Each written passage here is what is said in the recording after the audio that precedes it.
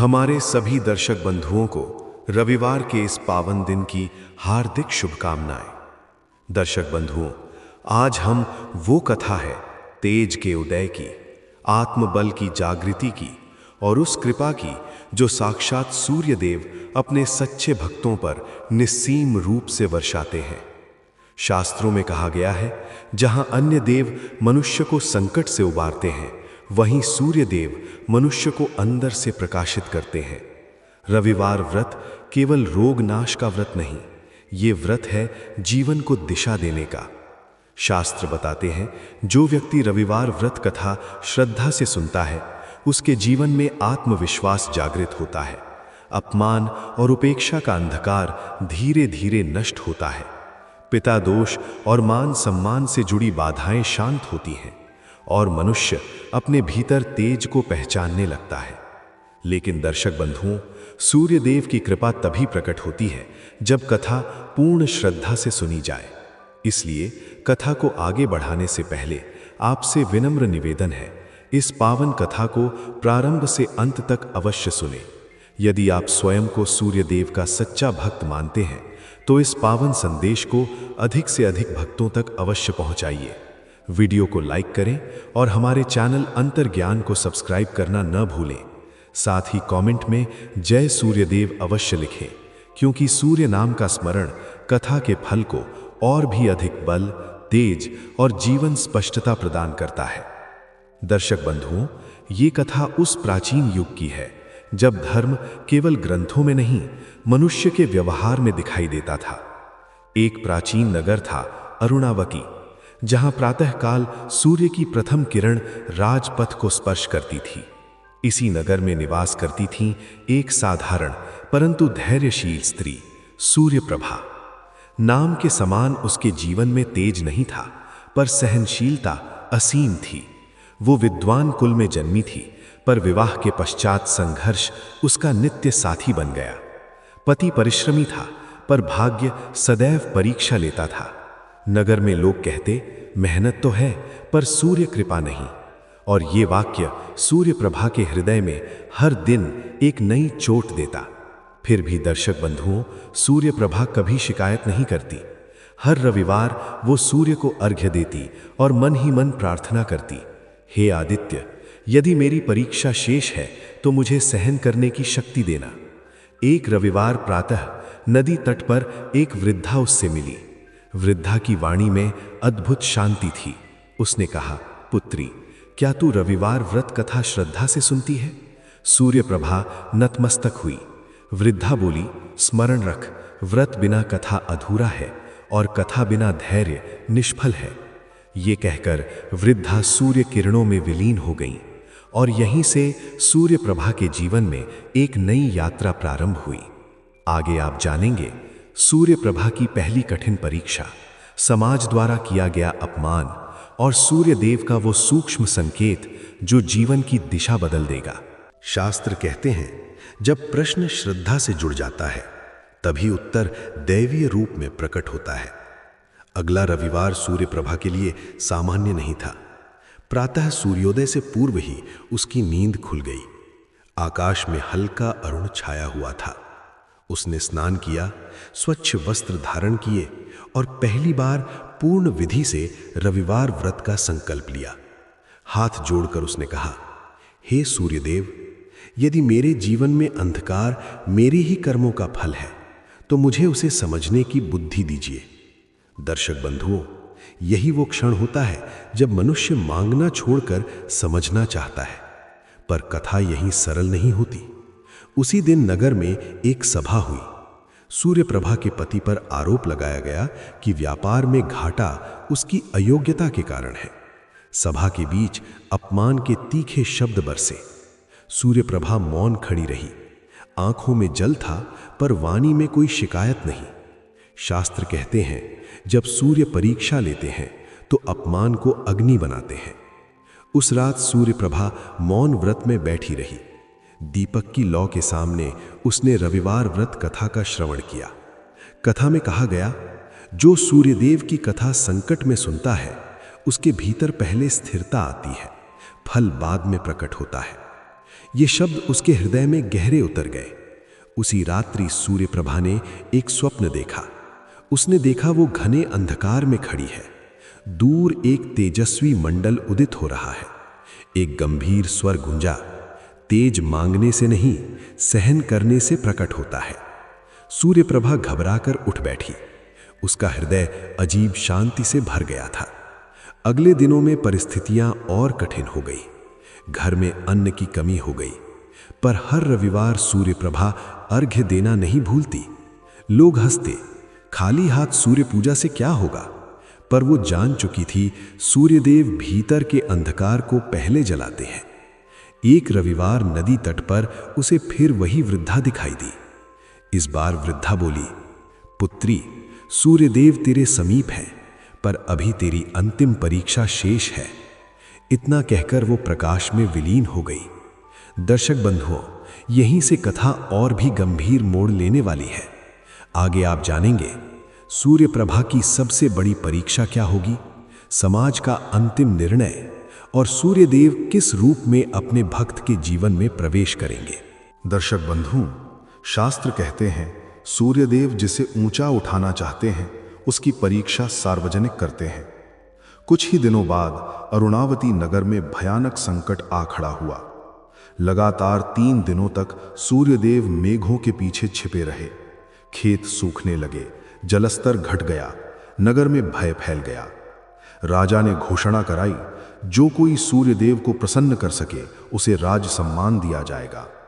दर्शक बंधुओं, यही वो क्षण था जहां सूर्य प्रभा के धैर्य की परीक्षा संपूर्ण नगर के सामने होने वाली थी।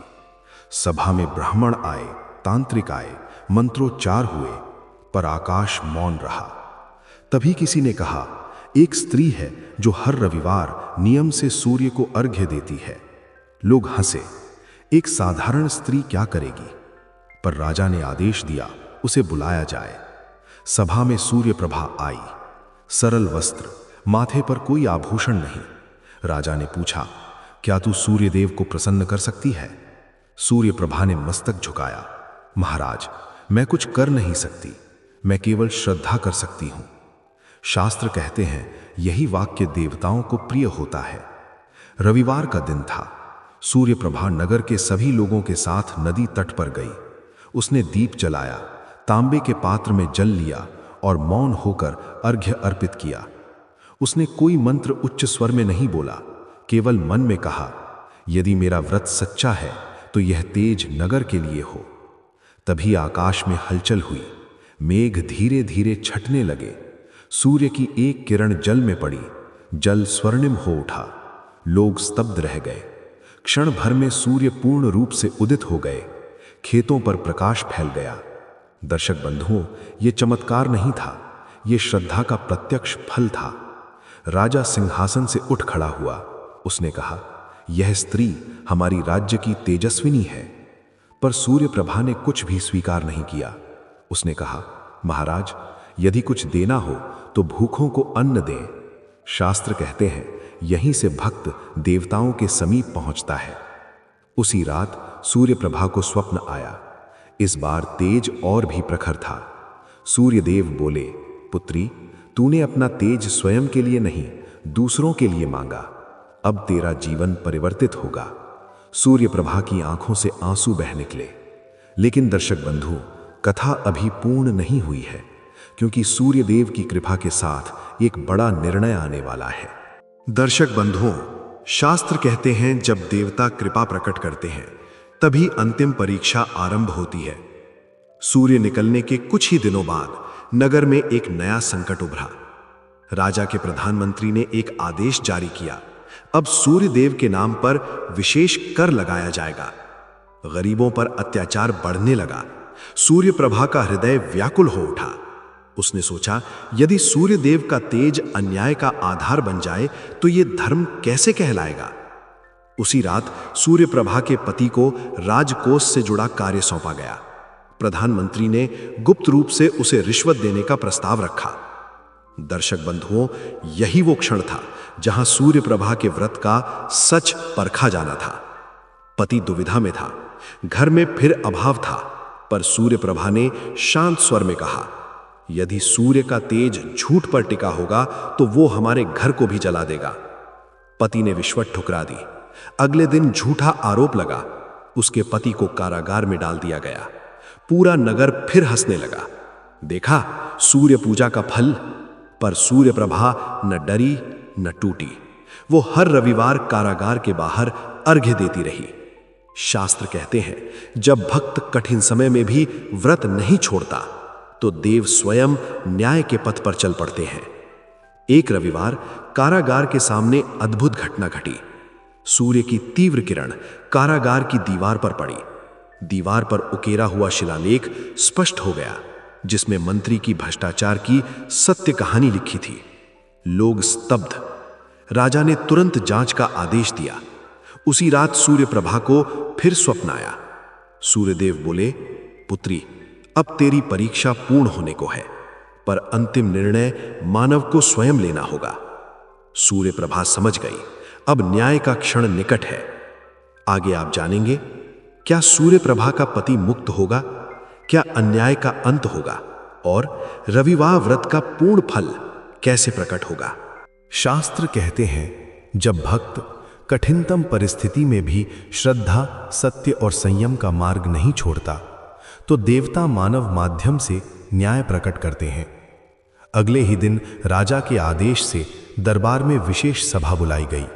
मंत्री, अधिकारी, नगर के प्रमुख सब उपस्थित थे। राजा ने स्पष्ट शब्दों में कहा, जिस सूर्य के नाम पर अन्याय हुआ है उसी सूर्य की साक्षी में सत्य प्रकट होगा। जांच आरंभ हुई। राजकोष के लेखागार खोले गए। साक्ष्य सामने आए। सूर्य की किरण बार बार उन्हीं दस्तावेजों पर पड़ रही थी जिनमें भ्रष्टाचार छिपाया गया था। दर्शक बंधुओं, ये कोई चमत्कार नहीं था, ये कर्म का उदय था। सत्य उजागर हुआ। प्रधानमंत्री दोषी सिद्ध हुआ। उसे राज्य से निष्कासित कर दिया गया। राजा ने सबके सामने कहा, यह न्याय सूर्य प्रभा के व्रत की छाया में प्रकट हुआ है। कारागार के द्वार खुले। सूर्य प्रभा का पति मुक्त हुआ, पर सूर्य प्रभा की आंखों में आंसू थे। वो बोली, ये मुक्ति मेरे पति की नहीं, धर्म की है। राजा ने सूर्य प्रभा को राजमहल में सम्मानित करना चाहा, पर उसने विनम्रता से कहा, महाराज, यदि देना ही है तो रविवार व्रत को राज्य भर में सत्य और सेवा का व्रत घोषित करें। राजा ने वही किया। उस दिन के बाद अरुणावती नगर में रविवार को झूठे निर्णय नहीं लिए जाते। गरीबों को अन्नदान दिया जाता, सूर्यदेव को अर्घ्य अर्पित किया जाता और अन्याय से बचने का संकल्प लिया जाता। उसी अंतिम रविवार सूर्य प्रभा को फिर स्वप्न आया। आकाश स्वर्णिम था। सूर्यदेव बोले, पुत्री, तेरे व्रत ने केवल तेरा जीवन नहीं, पूरे नगर की दिशा बदल दी। याद रख, रविवार व्रत तेज पाने का नहीं, तेज को सही दिशा देने का व्रत है। सूर्य प्रभा नेत्रों में श्रद्धा लिए नतमस्तक हो गई। जो भक्त रविवार व्रत श्रद्धा से करता है, सूर्यदेव को अर्घ्य देता है, सत्य और संयम का पालन करता है, अपमान में भी धर्म नहीं छोड़ता, उसके जीवन में आत्मबल बढ़ता है, मान सम्मान प्राप्त होता है, अन्याय से रक्षा होती है और जीवन को सही दिशा मिलती है। सूर्यदेव मार्ग दिखाते हैं, पर चलना मनुष्य को स्वयं होता है। यदि ये पावन कथा आपके मन को छू गई हो तो वीडियो को लाइक करें और अंतर्ज्ञान चैनल को सब्सक्राइब अवश्य करें। कमेंट में जय सूर्यदेव अवश्य लिखें, क्योंकि नाम स्मरण कथा के फल को और भी अधिक दृढ़ व प्रभावशाली बना देता है। जय सूर्यदेव।